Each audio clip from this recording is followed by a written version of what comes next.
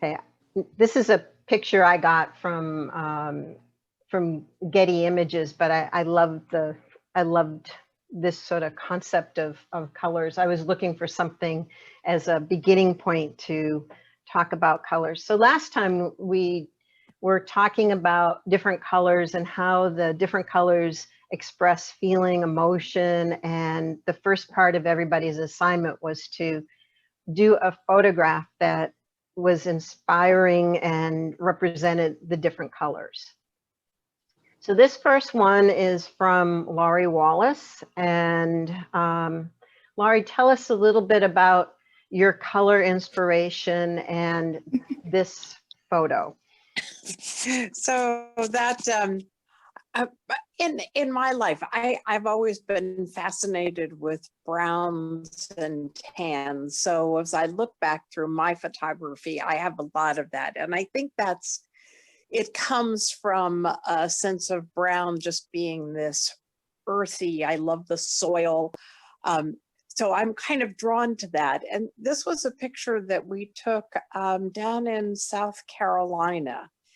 And I just loved it. It was just this whole mess of pigs, just kind of there, comfortable where they were. They were out lying in the sun, and I just loved the contentment, the I don't know, it struck me. Yeah, I like the textures of the fur on the pigs, their skin, the texture in the nose, and then the texture in the wood, and even the little wood chips and colors. It all goes really well. And you actually, from a composition standpoint, have leading lines this way and leading lines that way. So you have this conversion. I like the point of the pig's ear is also a nice sort of leading line up. So there's lots in this picture other than, you know, a bunch of pigs on a brown floor. It really does have what you were communicating of this sort of earthy tone, and you can almost feel like you were there. And if you really, really close your eyes and imagine, you can almost smell what it was like to be there. Which is part of the earthy. It's part of the earthy, yeah. Well, and there's such contentment there. And so oftentimes when I'm outside, I always say for me, meditation is the garden. So that to me, when I look at things like this, it's the contentment we find in nature. And that just spoke to me that way. Good. Lovely. I love it. Maggie.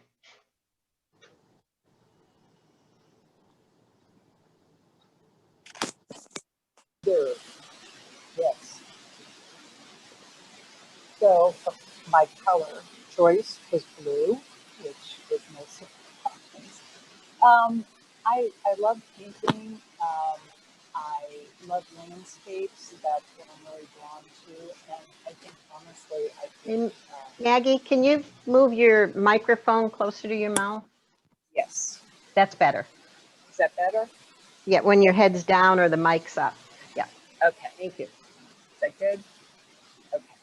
So, yeah, blue was the color. I find it very calming, and I love sky. I love landscapes, but I also, and this was from my back porch, and I just was able to get this. I didn't really, other than cropping the photo, I didn't do anything to it. And this tree is in our backyard, so I was just able to kind of incorporate it into the picture. But I just find it very calm and soothing, and I like cloudy days. I find them kind of comforting. So a couple of things from what we've learned about landscape and sky is the nice thing that Maggie did here is that the story is about the sky. And so, you know, we had talked when we did landscape that what you want to generally avoid is having your sky be 50% of the picture and the bottom of the 50%. And so when the story is about the dynamics of the sky and the sunset, it's really appropriate to have the majority of the picture and just have the mountains be framing it. And the tree is really lovely, just being able to sort of add a object in the foreground to give you a sense of coming in. And this is an example of where the iPhone does do a really nice job with landscapes, even though the depth of field naturally on the phone is very low. But it gives you the sense of sitting on Maggie's back porch with a cup of tea or a cup of coffee and just sort of watching the dimming of the day, you know, just really pretty picture. And yes, very, very nicely blue. Dennis, I assume that this picture was your blue picture. Yes. I wanted to have kind of a warm Caribbean atmosphere. And I know blue isn't a warm color, but certainly the waters were.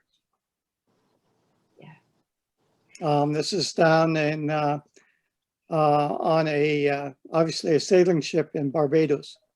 And the boat going out is what they call a tender, which is how they would ferry the passengers back and forth. And I kind of like the line of the wake on the tender. Yeah, definitely. Yeah, it's your leading line, and it gives you the sense of also excitement of, you know, here it is, this beautiful calm sea, and the blue is very calming, but you have a little bit of excitement of going on a journey. It talks about anticipation and journey. So was this a ship you went on, or were you just watching from the shoreline?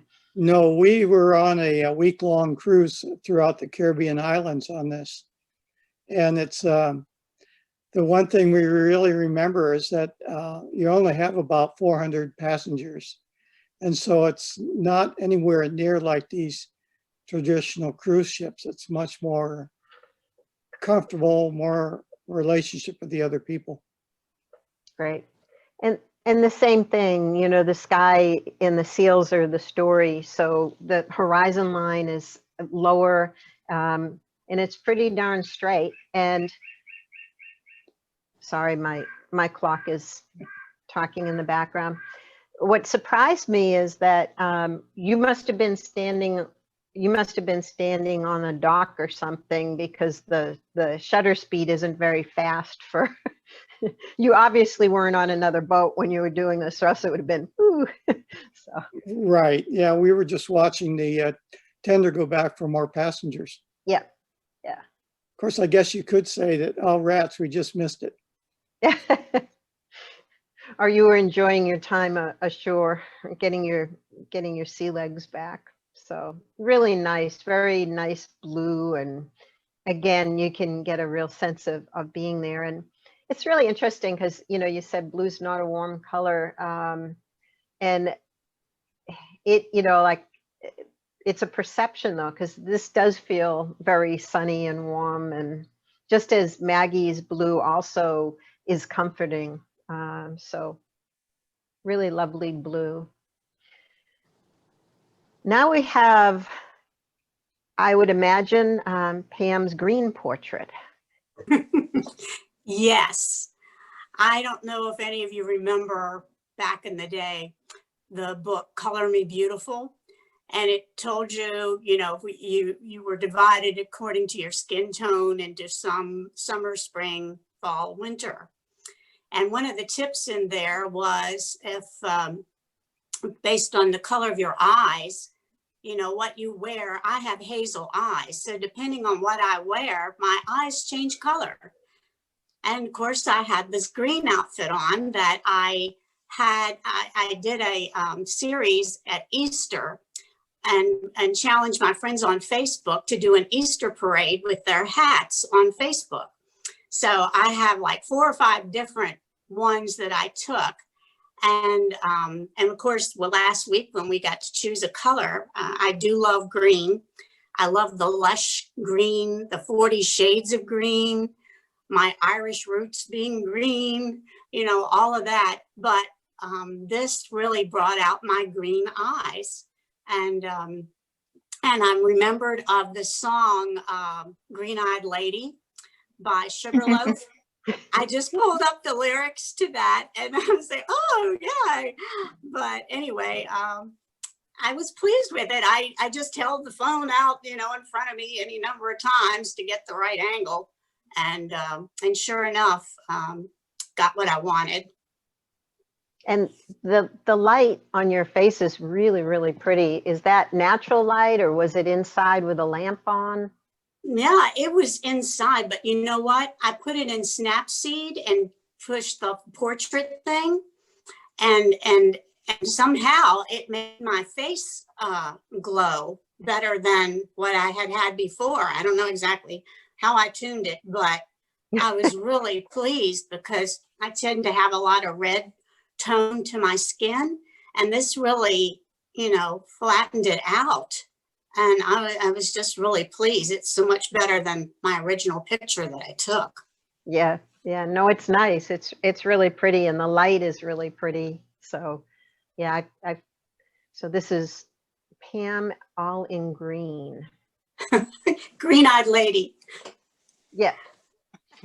And these, Jill's not with us, but I would imagine that this was a combination of a photo essay and plus her her grandchildren and children around Halloween. And what she did is she used a template and put them into these different templates that you can use. So a nice portrait in orange.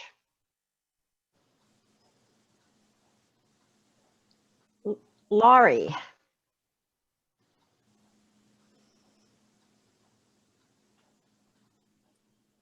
Yes. This was a picture I took down at an aquarium down in the Florida Keys.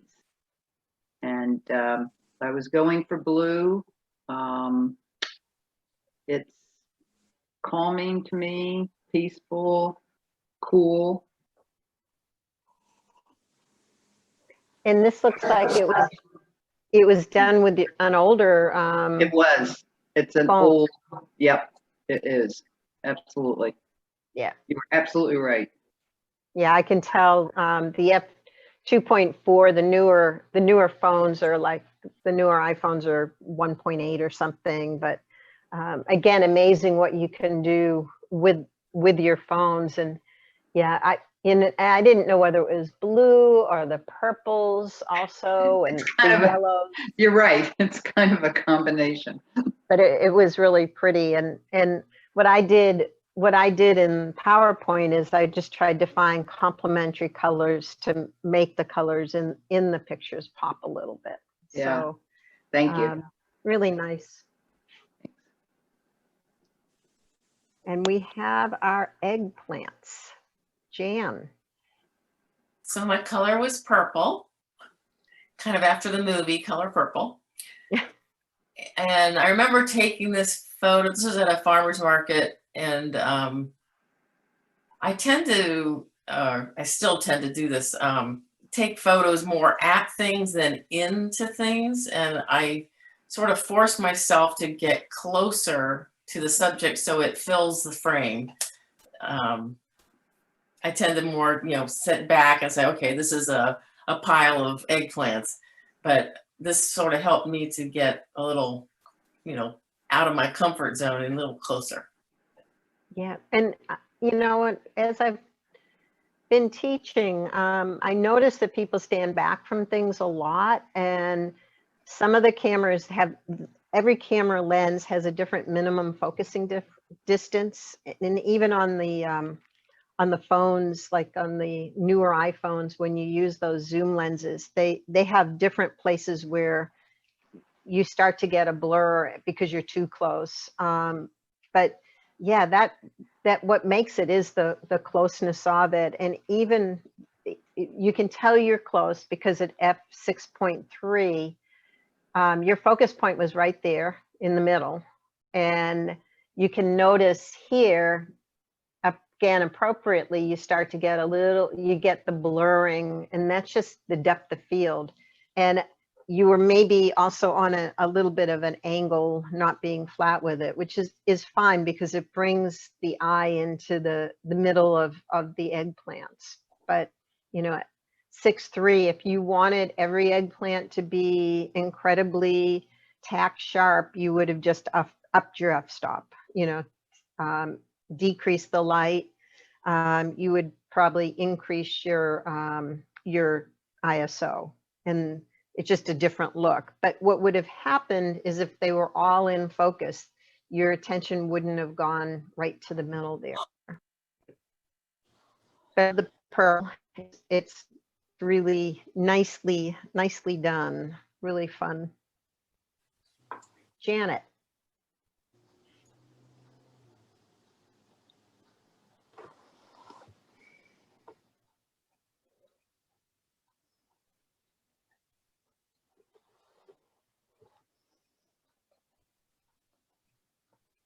You're still with us, Janet, aren't you?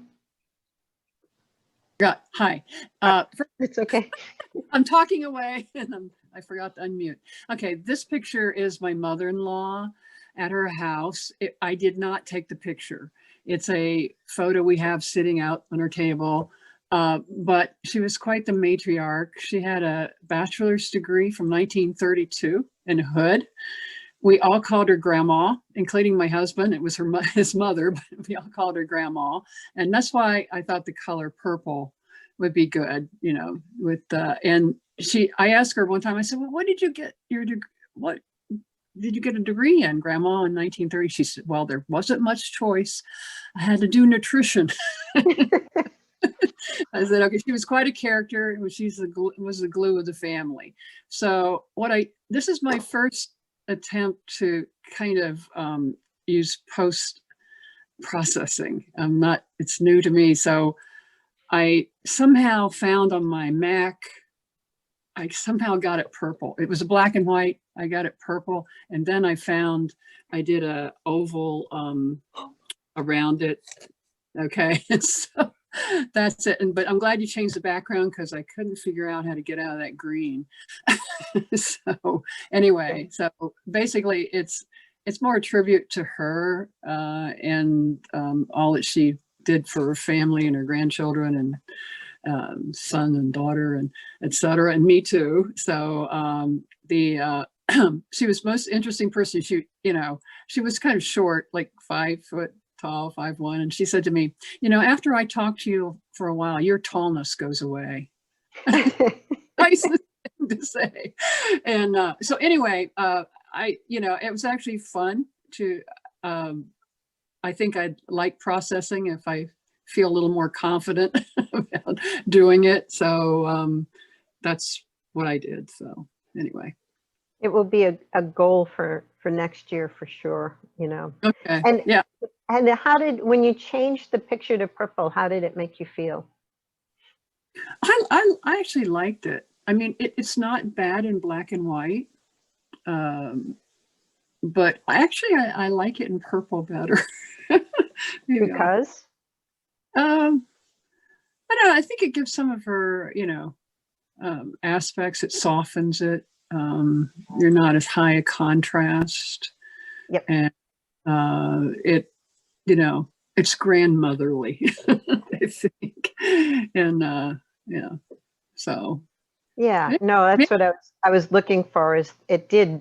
I'm sure in black and white, and particularly with the type of technology that was used, it was very contrasty, and this took it made it softer. Well, so nice. Like a long time ago when her granddaughter was in high school. Her granddaughter's in her 50s now, so yeah. Quite a long time now. So it's a while, but it was interesting to do. Kind of fun to figure it out. Just how to help me figure out how to change the background. What I was doing. Cece. And this is my view out my east side of on my deck. And actually we have 3/4 view of the mountains from our home. And one of the things I tend to shoot a lot is the sunrise coming up. And this was originally in, and I like to try to get the sunburst. So I was playing with that, and I decided when I went to post this to Facebook that I'd put a little lavender, a little purple on it. I tried it and I was playing around with once I downloaded it to my phone and I was uploading it to Facebook. In that process, I was like, maybe I'll try some purple. So that's how this one came to be. And I was showing it to my friend and she said, oh, Purple Mountain Majesty. Ah, Pretty cool. yeah. So again, outside of my comfort zone, but I credit your course to this, taking me out of my comfort zone. And I was like, yeah, I like that. And I didn't put it in any other color. That's really cool. So the starburst, to get a starburst, usually minimum of f/18. And what the starburst is on a camera, other than a camera phone, it's the actual almost petals that are, as the lens is opening and closing, it's the blades, and it depends, the number that you'll get will depend on the number of blades in the camera too. So, but anything to get that starburst, if you're thinking, sunset starburst, and I did one the other day up on Shenandoah Drive, there were no clouds. That's the one thing about sunsets, is that you do want clouds. It's like the old kids story of the Three Bears. You can't have too little, you can't have too much. You just have to have just right clouds. Because when the sky is totally empty, you'll get a pretty sunball coming down, but it's sort of a boring sky. If you notice, Maggie's first one had clouds in it. This one has clouds in it. But if the clouds are too thick, I'm just looking out, like today is a really heavy overcast day, unless they lift up, probably won't get as pretty of a sunset. So it's almost like you just want the right amount of clouds. The exception is when the sun's really close to the earth and the sun's like this big giant ball near the ocean, or when it's incredibly a flat area like Nebraska. The sunsets and sunrises there when the sandhill cranes are migrating. It's just this giant orange ball coming down. But, I always look and think, tonight's going to be a nice sunset. And sometimes it happens, sometimes it doesn't. But again, if you want the starburst, and there are programs now that you can go in and put the burst in afterwards. But if you want it in camera, you need to shoot at least f/18 to get the starburst. But really nice. I like the idea of the Purple Majesty, and it probably did soften the picture when you did it too. So It did. It had the black silhouette of the trees. It was foggy that morning, misty. Yep. So it had a blue sky, and then the clouds were a little bit of a gray white. Yep. I can send you the original just so you can see the comparison. But yeah, that would be fun. But I love it. And 35 mm. That's the different focal size of the camera lens. That's a pretty wide lens in terms of the area. So you're going to get a lot to the left and right. Our eyes see about 50 mm. So this actually, when you pick your camera up, if you're at 35 mm, you're going to be actually seeing more left and right than your eyes see. Did you crop it at all? No, according to what I was looking at the original, and no, it hadn't been cropped. I just added the picture. Good, but nice, really nice. Thank you. I am playing around with And I see that I'm playing around a lot with the burst. Mhm. I went down to the river this weekend and that was my goal, was to get the burst through behind a tree, just peeking out, that kind of thing. Yep, yep. You want to be, again, F18 and sometimes a little bit underexposed. Okay. It will brighten the burst, and if that's if that's your subject. So how do you get the spots out of it? Like the sunspots that are,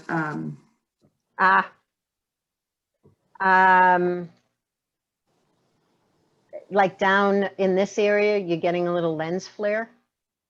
yeah, I guess it's a lens flare. I get a lot of, like, if I'm actually looking directly into it, sometimes I Yep. get a lot of feedback. And when we were down at the river, I had to have my husband check my photos because I couldn't see anything. I know. You end up getting, you get blinded by looking into the sun. And Do you have all these spots on it? Yeah. Do you have a hood, a lens hood on your front of your lens? I do have one, but I don't have it on my camera. Would that eliminate that? Yeah, see, that's why I asked. The reason why you use a lens hood with your lenses is two things. One is it reduces lens flare, which is just the way the sun is hitting the lens, you get those spots, and you can take them out post-processing. Some people like the lens flare. They're almost like a rainbow little spot that's added. The other thing that your lens hood does is it protects the front of the lens, particularly because I'm often walking with my camera on a sling, next to me, and I'll knock into things with it, like brush or things like that. And so the lens hoods are all designed to purposely go with certain lenses. And the more expensive lenses all come with lens hoods. Sometimes if you buy like a kit camera one, you have to buy the lens hood to go with it. So good to know. I didn't, it's in my bag. that's a lens. That's my lens hood there. But yeah, the same thing. I had my landscape, my 16 to 35, and I didn't have my lens hood on. And yeah, definitely use your lens hood. I will by now. Thank you. Yeah, they're there for a reason. They're at the bottom of my bag, so yeah, no, take them out of the bottom of your bag. Use your Yeah. lens hood. It protects the lens too. Well, this lens was it's my 18 to 300, and it was really, for me, it was expensive. So I will be pulling that out. Yeah, no, yeah, definitely. You definitely use your lens hood. Thank you. Missy, this is a lovely picture of Front Royal. Thank you. I love this picture, and I'm just so glad that I could get this image back. If I hadn't sent it to my friend, I wouldn't have none of them.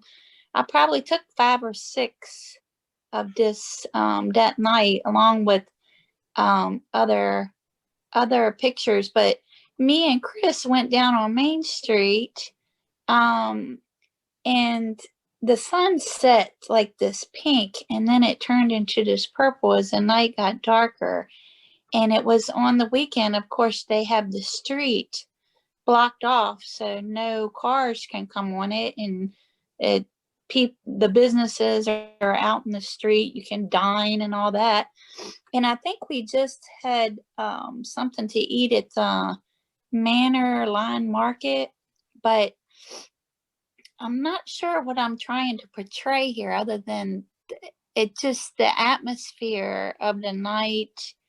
The colors were just beautiful. It was nice and clear. Something about this clock, though, because it looks old and it's telling the time, I think it was speaking to me as in the history of Main Street. Main Street, to me, has come a long way. When I was younger, maybe when I first started driving, that was probably back in the late 80s. Main Street to me seemed dead. I mean, businesses would come and go, and maybe it's just me, but over the years, in the past, I don't know, in the past maybe 5 or 10 years, it seems to have come alive with businesses and, the flowers. And I even saw ginkgo trees on Main Street. I didn't even know that we had ginkgo trees here. Yeah. I thought they were just over in Blandy Farm. But apparently the Tree Society people put them in according to Kim Crump. I first started on Main Street with history myself back when the Blue Ridge Arts Council, I had my artwork in there many, many years back. It was probably 2005. And before that, me and my friends would go to the annual Deck the Halls, which they just had, but they had to have most of it online. But it's like where people decorate the trees and wreaths every year, and they sell them for money to raise money for the arts. And I just loved going in there because Nancy LaHue, she was actually my art teacher here in Warren County in 9th grade, would make some beautiful stuff. The trees and wreaths would have like just themed stuff. But anyway, I have history there, and we have history at the, when my son was younger, we used to take him to ice cream at the CNC, and we met, there's a man in there, his name's Willie, but we call him Crazy Willie, but he's from Louisiana and he lived here before. But anyway, he is just so full of character, and I call him the spirit of Main Street because it just seems like he just brings up a lot of attention down there. And now that we're like a tourist town, we have the beer museum, the Front Row Brewery, and all of them are really, really nice places to go into. And now you have the downtown market that has artsy stuff in it. But I just think art has come a long way here, and Main Street has too. And I guess if we go back to this clock, that it's seen a lot of history. Main Street has seen a lot of history that I can't even imagine. I know that on What's Up Front Royal, a lot of people post older pictures way back when the street was just dirt and all that. And I think with the color purple, it just gave off, like, in black, the mystical vibe of a lot of past history there. Sorry, did I blow you out?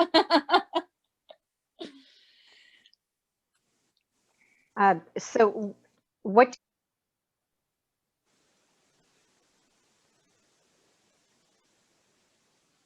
Sorry, I can't hear you.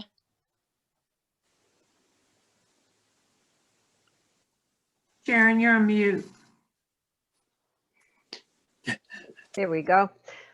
What did you use? What to take the picture? I just used my iPhone 6, but Wow. I don't know. It just, that phone can take pictures, low dim lighting like that without blurring. Yeah. So Really nice. And when the gazebo is decorated for Christmas, it's really great to take pictures at night on Main Ye- Street. right. And there's another photographer here, the one that has a gallery on South Street now, Turnmeyer. Scott, yep. Mm-hmm. Yes, and people now, and there's another boy on Facebook, Sebastian Armatrout. His camera is just awesome. Him and the other guy just take some really beautiful pictures of Main Street. And I don't know. I just think they're cool. Now, Sally, knowing that you have a dance background explains a little bit more of the position of the toes and the hands and the head. So Sally, tell us about this picture.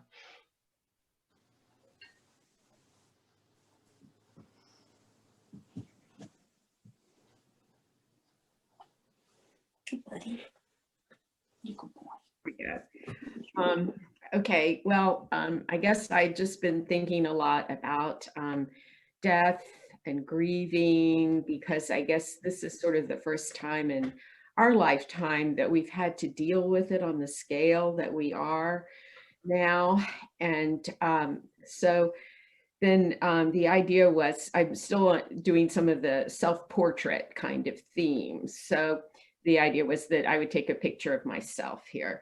And then I wanted to make it more abstract and more spiritual. I didn't want like a lot of body parts or for it to look necessarily like any one person, including me.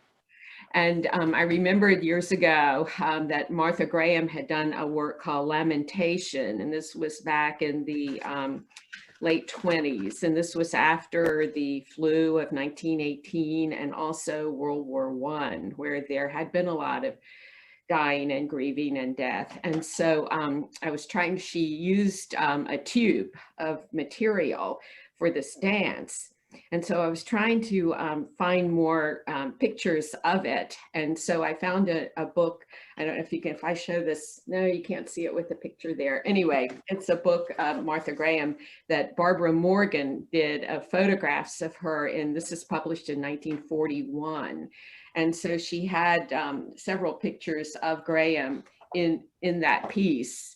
And so I was able to get some ideas of her choreography and how she used the tube and did the dance. So I picked out a few of her poses from the dance to start with. And then I went down to, this is at Old Chapel Cemetery in Clark County, which is a very, very old cemetery. And so I took some pictures there, and then, but they were like just regular color pictures.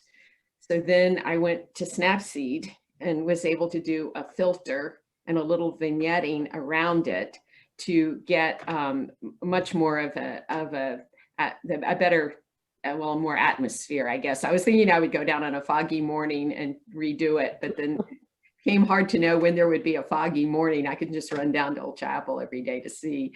So then that was great to just put the filter over the color picture. And that's it's really stunning. It really is beautiful. Thank you.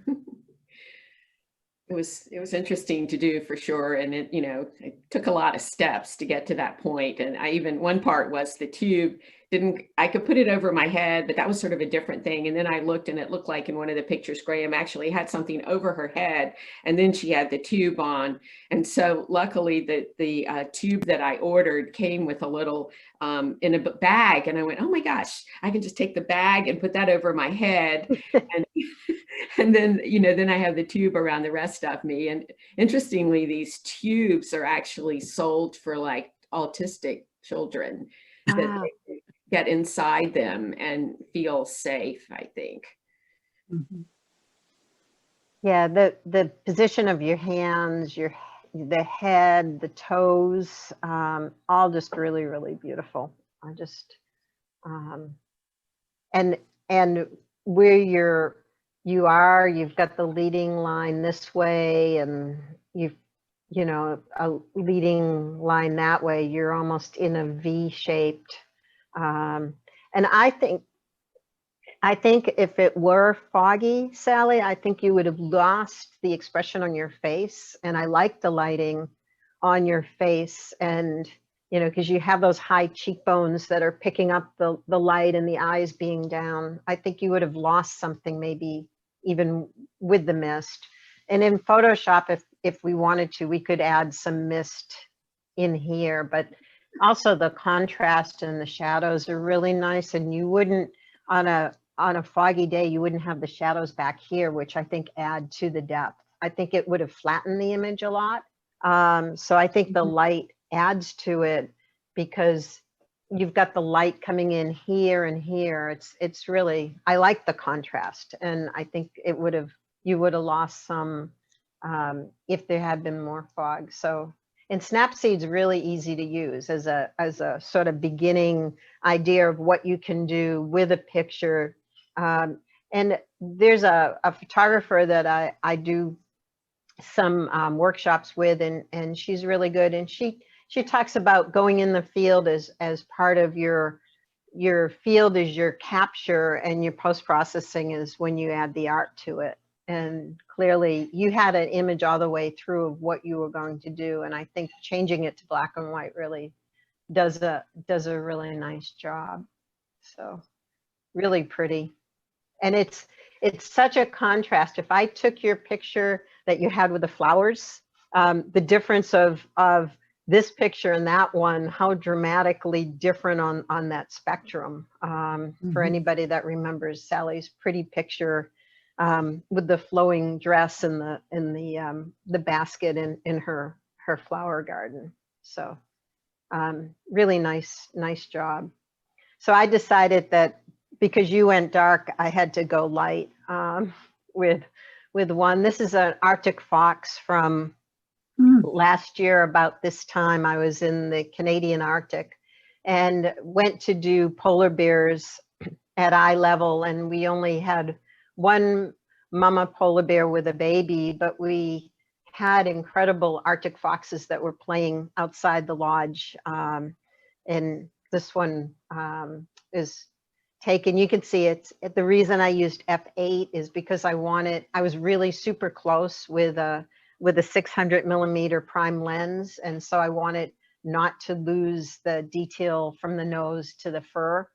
1/3200, because when you're in the Arctic, you have a lot of reflective light from the snow and the ambient light around. So when I can with wildlife, I shoot super fast if I have the light, because I want to freeze the motion. I don't want blur. And I was shooting manual, but I was 2 stops under. So if you were looking through your camera, either if you were in aperture or if you were in manual exposure, you know, you're actually it's 2+. That should be 2+, not 2-. So if you were looking, what you do with snow, because any day it might snow here, maybe, is you focus on the snow. If you're a totally white scene, and then you go +2 higher than what your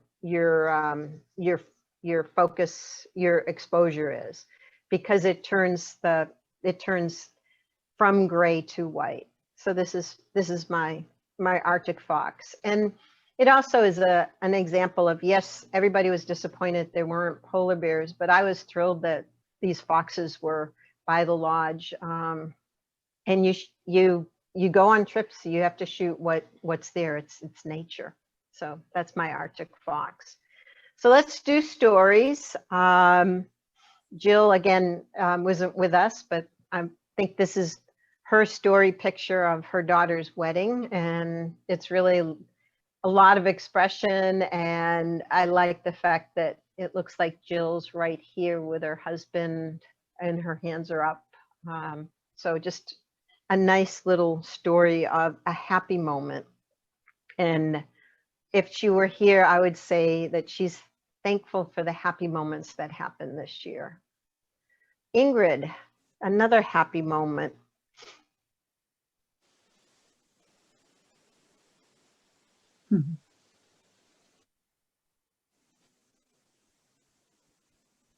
I think Ingrid's still with us.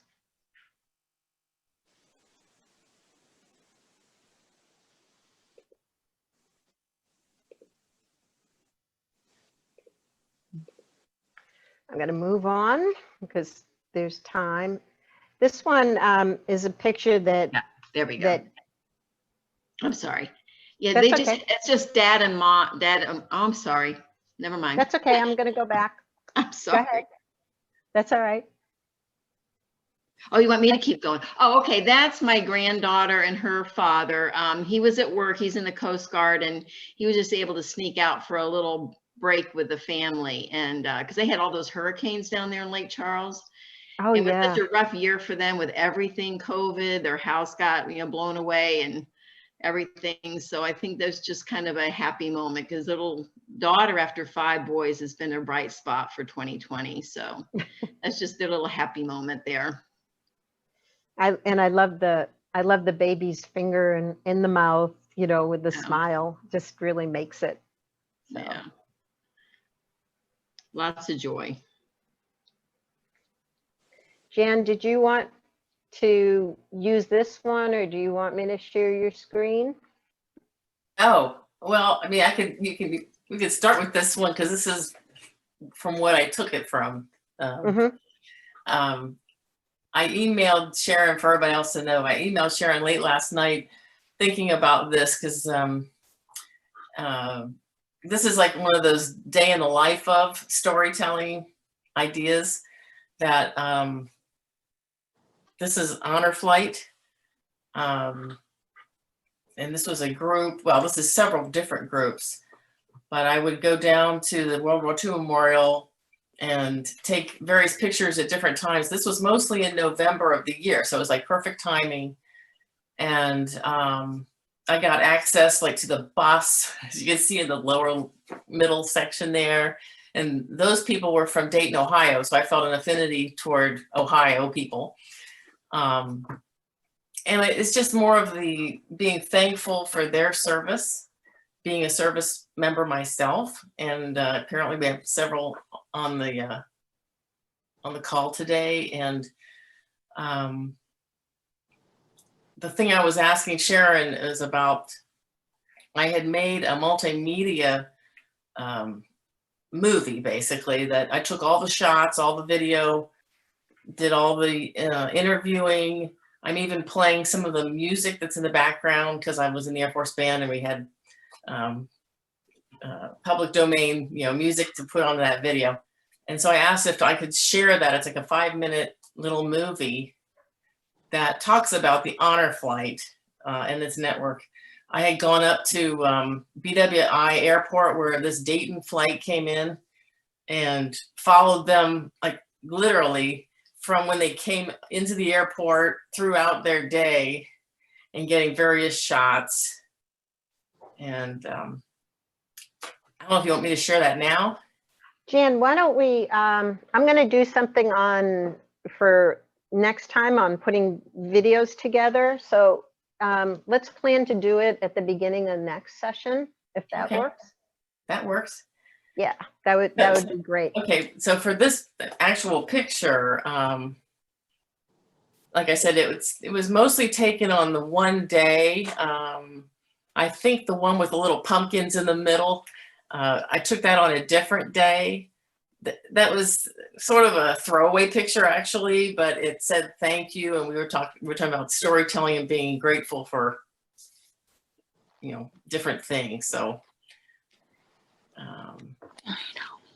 yeah, what I really like is the combination of the children with the veterans, you know, and showing the generational.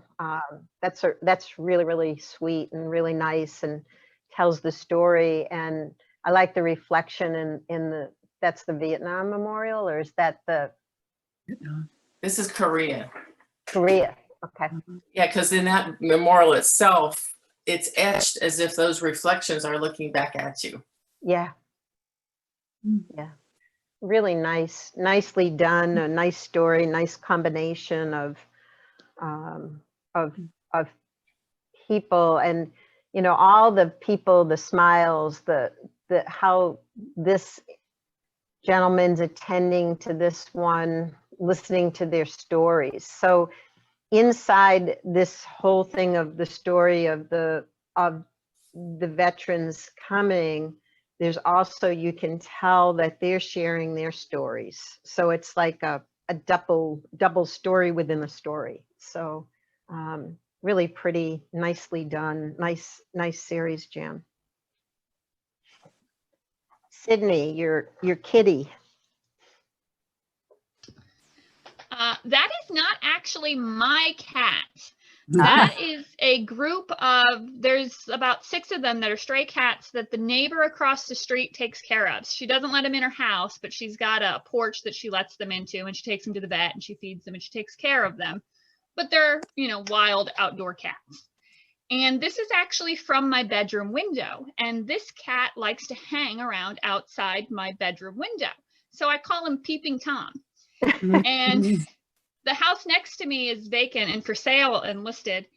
And he was peeking in their window too. So I thought it was cute. And he disappeared suddenly after the first picture in the window was taken. He disappeared. And my husband, Chris, pointed out, he's like, he's up there. And we look up by the chimney and he had jumped onto the roof and crawled up and was staring literally down into my window at me from this little hideaway. So I call him Peeping Tom. So, yeah.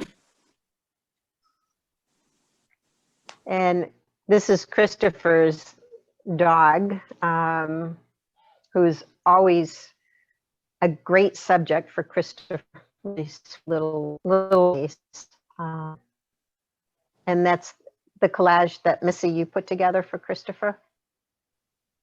Yeah, I just did it in Instamag. It's an app you can upload. Yeah. Yeah. Very sweet. He didn't have the one with the dog on the motorcycle with the little helmet on. No, he should have had that one, huh? Yeah, that one's pretty cute. Laurie. Yes. The building. All right. So you asked for thankful, and this said it to me in so many ways. I told you I have a son who lives out in the Bitterroot Valley of Montana, and they purchased a house out there on a little over 6 acres that sits on the side of Lolo Peak. And their view is across the Bitterroot Valley to the Sapphire Range on the other side. And we have been spending the month of May and the month of September out there. When they bought this place, it had this building on the top left, which was just about ready. Well, the outside was ready to fall off of it. It had been what they called a run-in shed. It had a pretty stable roof. It had pretty stable studs and framework, but the rest of it had to go. And my husband and I looked at it and said, we can build a cabin. So this is the process of building the cabin. And since it was on my son's property, of course, every day the family was down there. The one on the lower left is my grandson, Miles. The one right in the middle top, that's my son, Jesse. You can see his wife over there, Charlie with the baby, and my husband. And Miles and Granddad spent many, many hours out there measuring whatever could be measured with a measuring tape. So it was clearly just a family project. We did everything from start to finish. The one on the upper right is what ended up being the kitchen in the center of it. We cut a tree from our property that, and another one is at another part that holds up the ridgepole. If you can see the cabinets, that's stained glass work that I made for the cabin. And that's the finished outside. The gardens aren't in yet. That's a project to come, but we just stepped back and took a look at the view that we have. And we are thankful for so many things here, the family, the place, the beauty, but mostly the closeness of family. And that's just been precious for us. Really beautiful. The Bitterroots are stunning. They have elk that come through their yard. They have they see bear fairly often. They do know that they have a cougar. They're attacked a horse in the field right across the street from them. So they're always on the watch out for the wildlife there. Yeah. Maggie. Can you hear me all right? Yep. Just keep the mic near your mouth.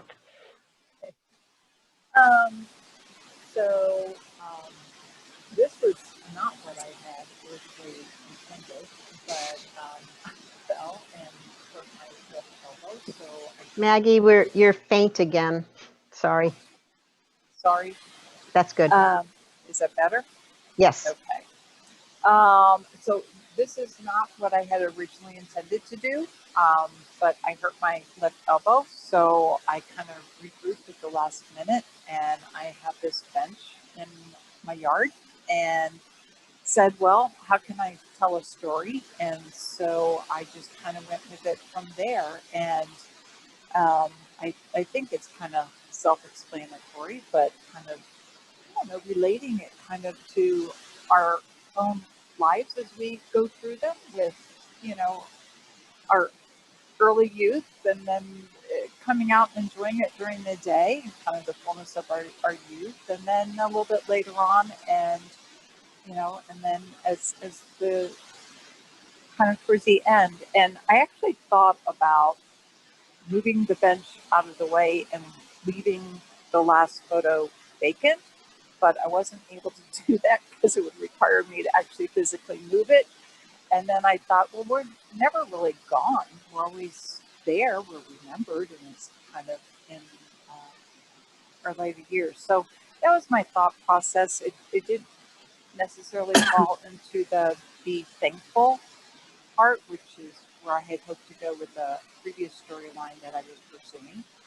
But it did tell a story.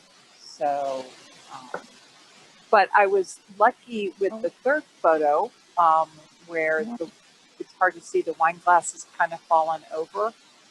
It was interesting because that afternoon, it's actually the one to the right of that, storm clouds had rolled in. So all of a sudden my sunshine just went away, like the sky was just cooperating with me. So that was kind of nice. So the day was very cooperative with me with the light that I needed for my bench. So it's the story of place and time, and a place that you can go to have a glass of wine, read a story. So again, a story within a story. Nice. Yeah, I kind of thought the bench is kind of waiting to be enjoyed, So, yeah. Missy's kitty. This looks like a day in the life of your kitty. Yeah, she's I guess her name's Miss Tilly. She's 3 years old, and I'm thankful for her because she, well, right now she's keeping me warm because she's beside me, but, she is a bug killer, and I love that because I hate bugs in the house, and she lets me know what's going on outside. Basically, she is just watches over the house, and a dog might bark when somebody's outside, but my cat takes off running and hides when somebody's out there. So, and then she's just she can also be a little entertaining, and if you pet her too much the wrong way, she can kind of swat you, which I experienced last week when I got swiped in the lip. If sometimes she'll come up to me like she wants to be held, and I pick her up, and if I put her down too soon, she'll turn around and swipe me. But in the picture, she's just her everyday thing: eating, playing, lounging, laying on the sofa, looking out the window. She likes to look at the birds. And there's another in the bottom right picture. The next door neighbor has a cat. His name's Frankie, and you can see him in the background there. He'll come and he comes over, and he was over here a couple days after I moved in, scratching. He'll scratch at the front door, which is glass, but the next door neighbor beside me eventually talked to him, and he said that his cat's a bomb. He'll go around the neighborhood and bum food from the other neighbors. Anyway, this picture at the bottom left of my cat is, she loves, I try to keep the door shut. It's an attic, but the steps are real narrow. and I don't want the heat or the cool air going up there. I keep it closed, but I would push a carpet under there, and she somehow managed to pull the carpet out and it opens the door. She's very smart, but anyway, that's her wanting to get upstairs. I guess it's like climbing a tree up to the attic or something. Yeah, and I just love the picture of just the big fluffy teal and the looks, you know, just that one looks so different than the eyes. So really, Yeah, really nice. I think she has some Maine Coon in her, because she's got that extra hair around her neck and that long tail. But she's a very sweet cat.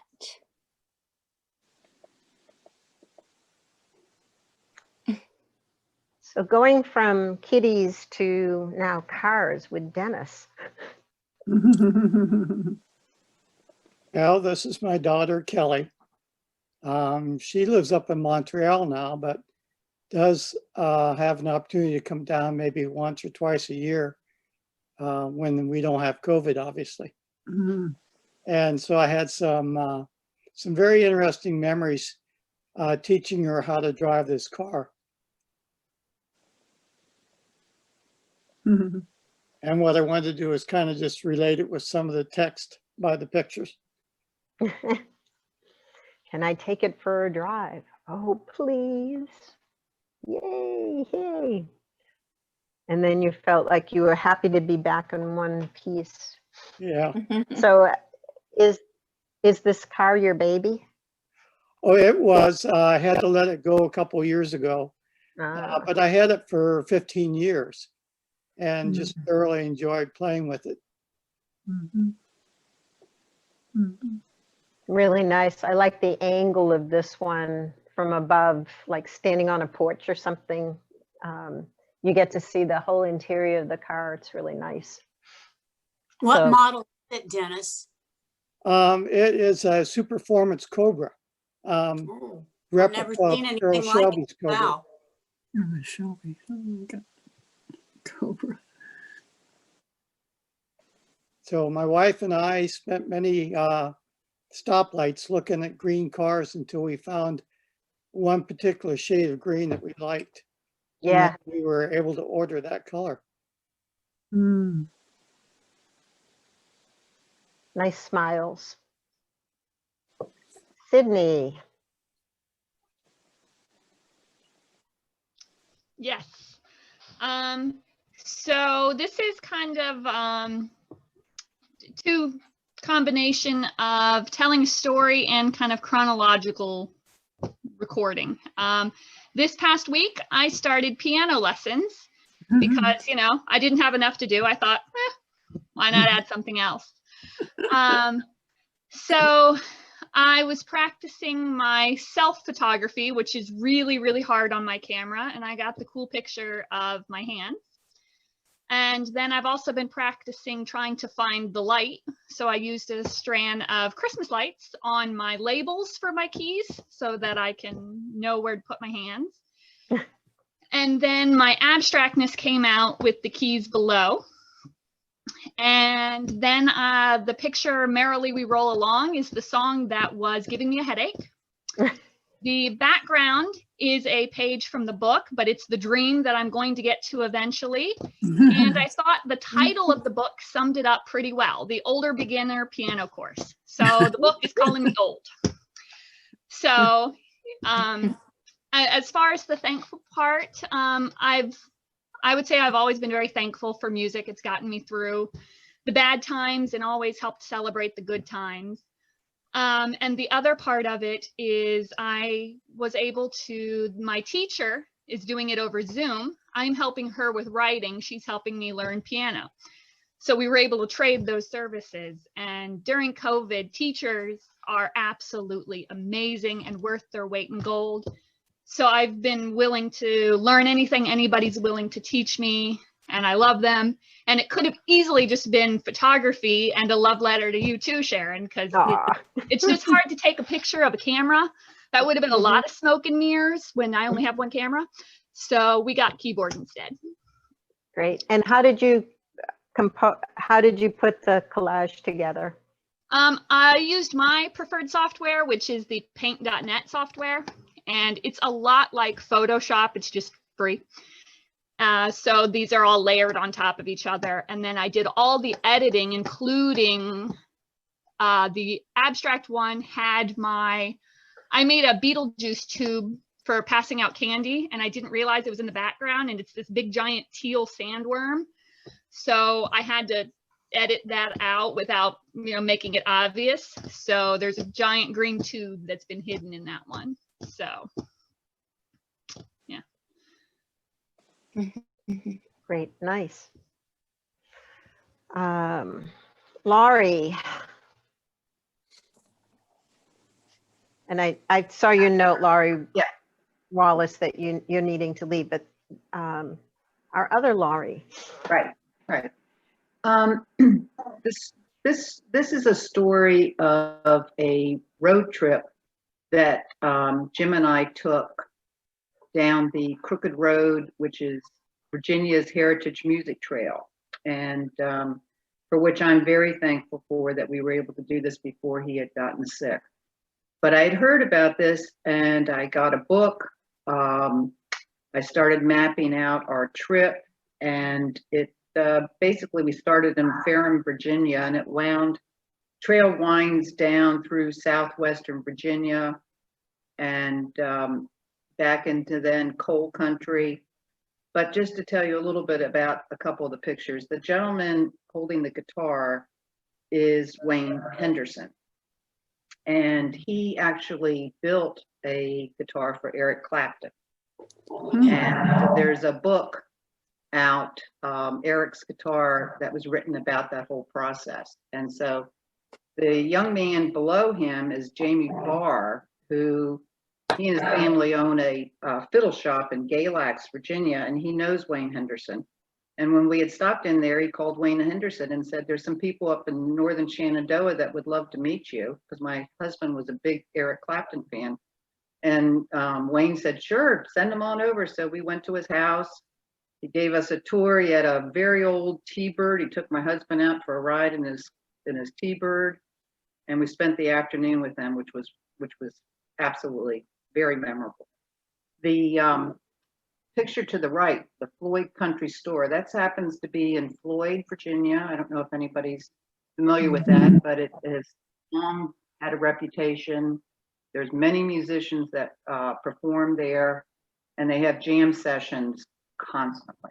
And just a really, really neat town.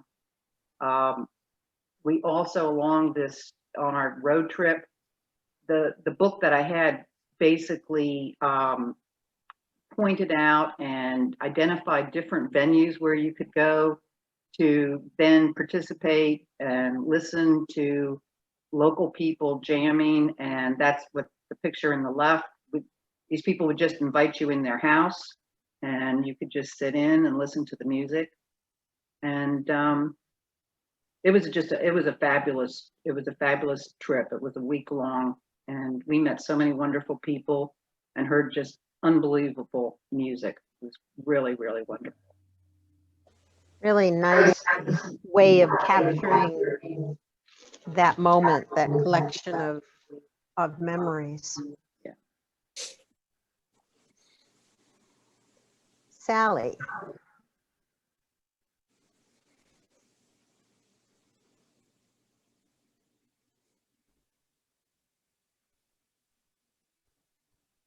Oh, it's pretty self-explanatory.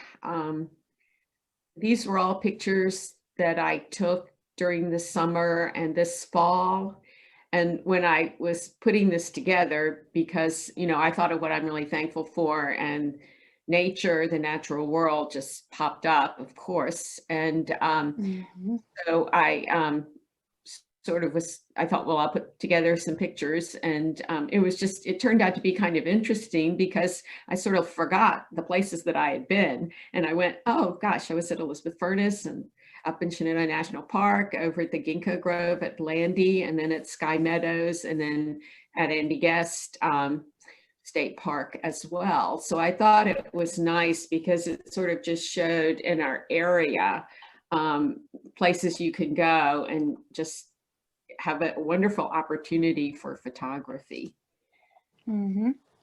So, Really pretty. and the funny part is the one at the bottom is not one of my self-portrait things. And my son's girlfriend took it.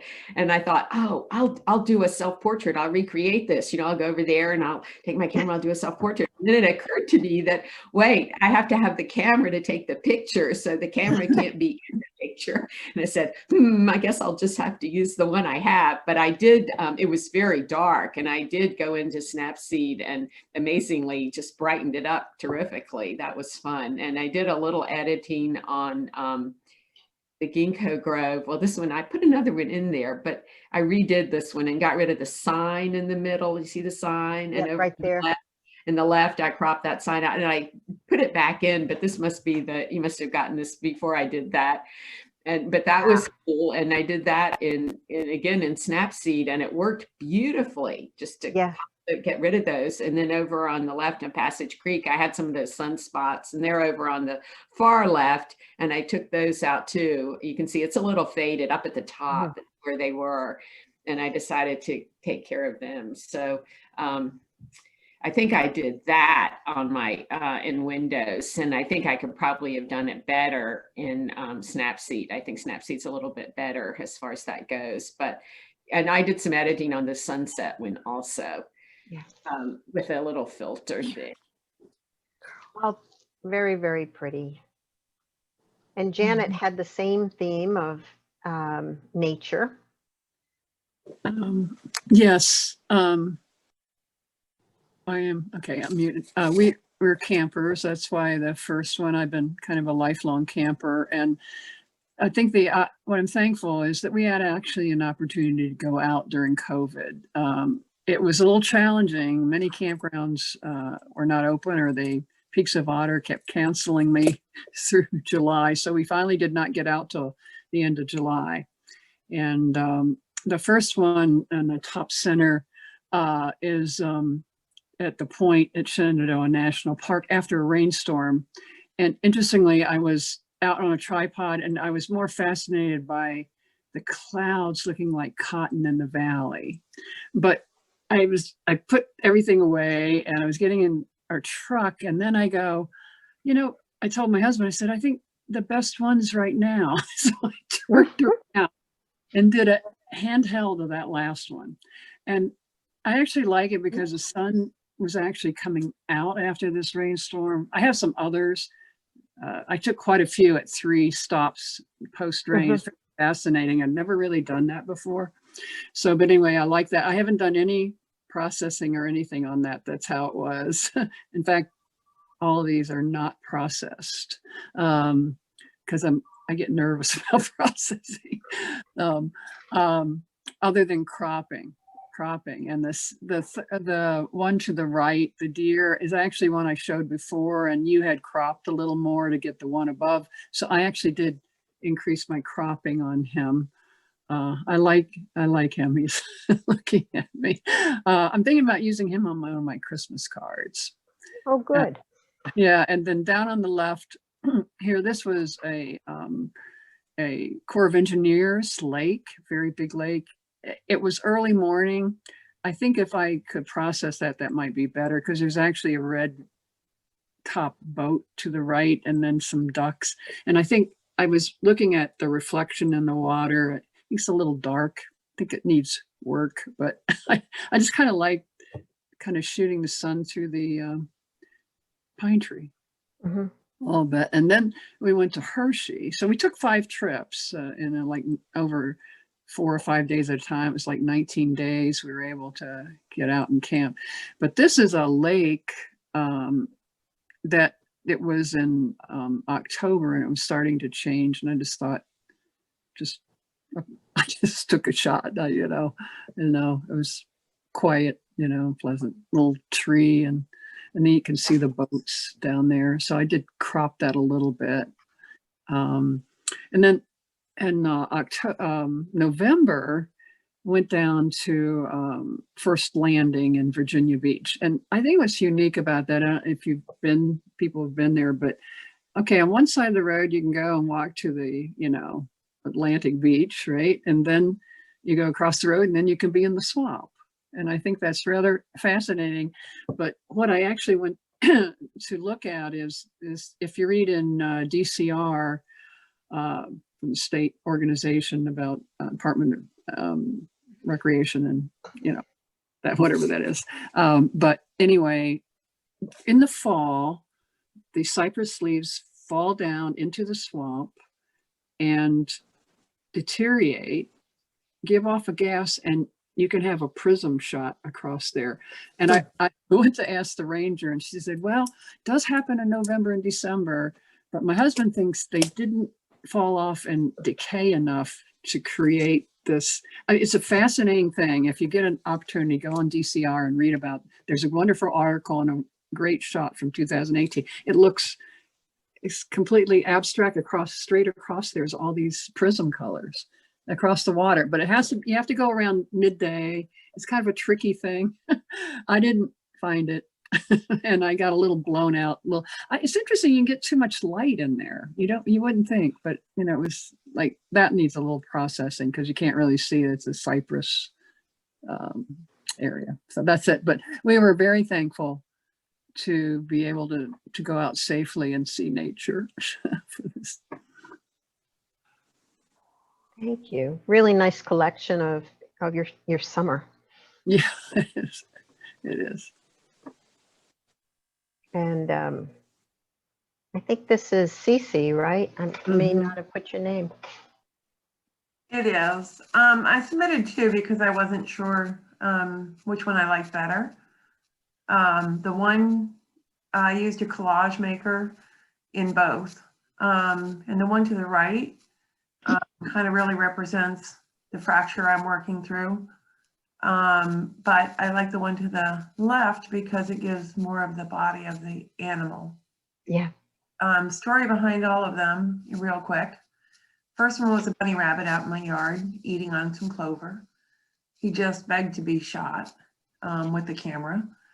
The fox was coming in out of a grove of trees. And what I really like to do is I always love to try to get their light in their eyes. My husband was off use it or lose it type of thing. And so one of the days it was raining. So I was like, well, what are we going to do? So I just took my camera out on the porch and I started, let's see what I can do in the rain. And there was a bluebird. They were all abundant, flying around in the rain. And there was one in our willow tree. And as I'm struggling to get that with the lighting, which was horrible, this little guy lands on our TV dish. So I was like, thank you so much for that. But boy, look at his face. He doesn't like the rain any better than we do. So he told his own story. And then we went to Cool Springs and Mr. Squirrel was having fun and acrobatic with his little nut in his mouth.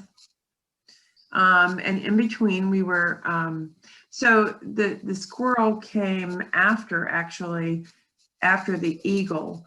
I was taking my dog out and I spot this white thing and it's about in the trees, which is about a half a mile. So that's my P900.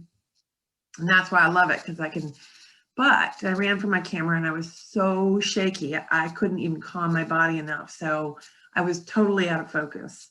So I cropped him.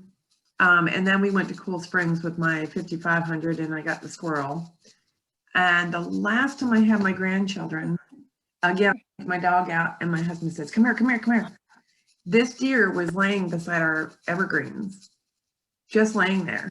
And I'm on the clock. I have to get down the road and I'm like, I'm going to be late because I'm photographing a deer in my backyard. And my son was calling and going, well, where are you? And I said, I'm still home. I'm like taking these photos of this deer. And he said, well, I have to dance with the girls at 5:30. So I'm looking at the clock going, oh, I have to go. So I took off, started like doing that get ready thing. And I looked back and this deer had caught the light just right. So what am I thankful for? I'm thankful for all the moments that our Creator gives us and has given me to pull me through what I'm going through.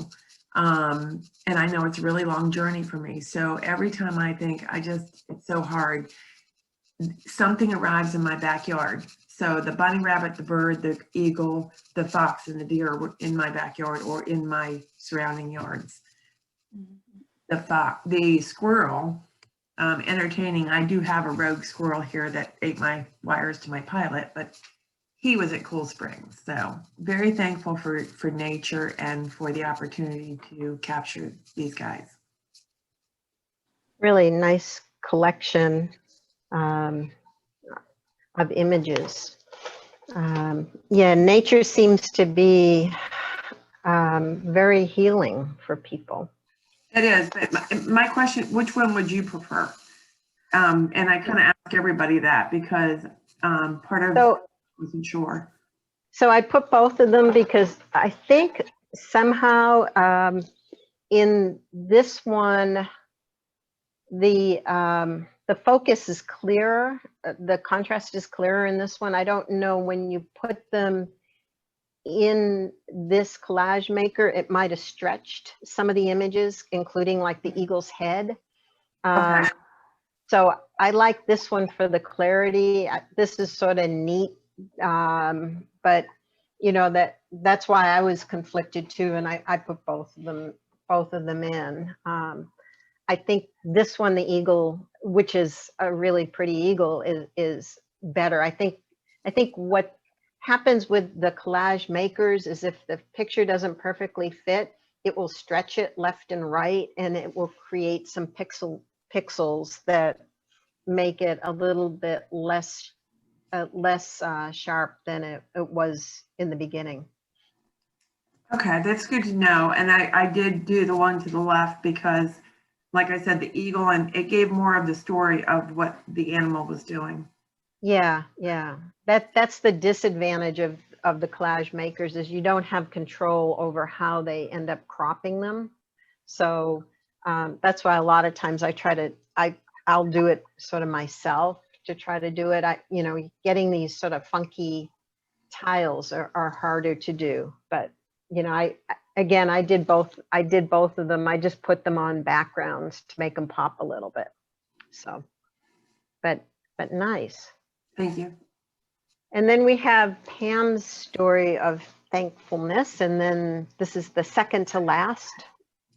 I know I'm going late today, but I appreciate everybody hanging in there. So Pam, your story of thanks. Yes, one of the biggest things I have to be thankful for this year is finding my mother's engagement ring inside the vacuum cleaner that I took to a repair shop in Winchester to have repaired, and they found the ring inside the vacuum cleaner. It'd probably been missing for 10 years. And I broke down in tears when I went to pick up the vacuum, and they said, oh, by the way, we found this inside of it. And they just had this ring. And I looked at it, and first I thought it was a toy thing. And then it dawned on me, no, that's my mother's engagement ring, which I had lost in my bedroom and I could never find. And I took one last search for it because the Parish Council of Catholic Women was having a jewelry sale. And I searched my room like in February or January, trying again. I thought, well, maybe it's here still in the cracks in the floor, and I didn't find it.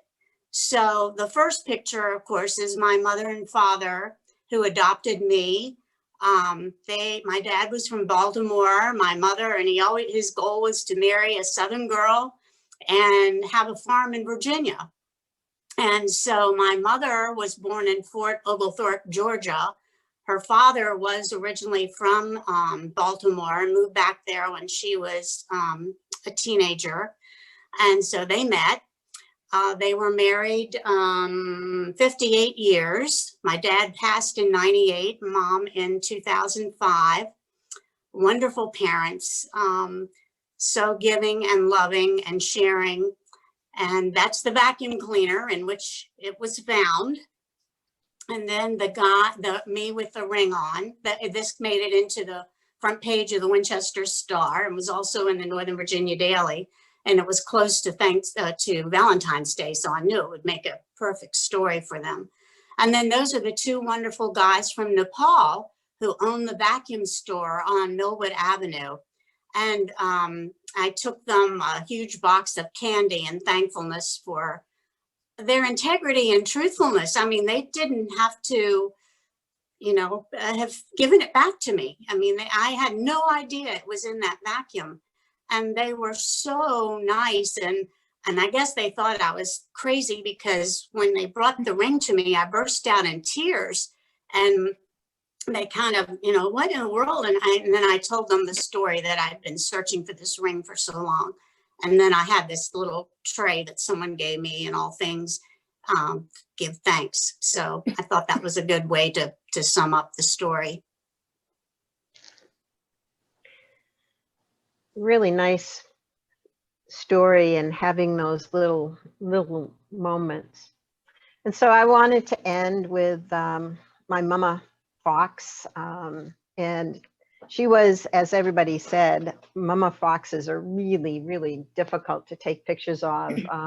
There were grasses up in front of this guy that I was far enough away that you can still see, but I was thankful this spring to have that encounter with her. She and Daddy Fox were incredible, and some of the foxes are still around in our neighborhood. One of them likes to play with Maggie every day and moves or steals her Washington Post, or also will pee on it sometimes. But I would hide in the woods, and this is a big crop. It's with a 600 with an extender on it, so it's more than 800 mm, and it's cropped. But to be able to catch this moment, and she saw me. When my camera clicked, even though I have it on silent, you can see the eye contact that she had with me. But I've got a whole series of pictures of Mom and the foxes as they grew up. I spent almost every day, late in the day, trying to sneak down to this mound that's in a field near me. So, but what it makes me think about this year with everything that's been so difficult is that Mother Nature sort of keeps on going. And there have been so many stories about how this year the upside of the pandemic has been that in some places we've given Mother Nature a break, and our ozone levels right now in the country are the lowest level they've been for a while. We're actually in compliance with the Paris Accord. So nature's had a little break from us, and nature didn't care, that Mother Nature somehow does heal, as Cece was talking about how healing it is for her to be able to see the gifts of Mother Nature that just come into our yards. And so I'm thankful for all things that we get in terms of the natural world. And I'm thankful, as everybody else said, for being able to have this group get together and be able to share their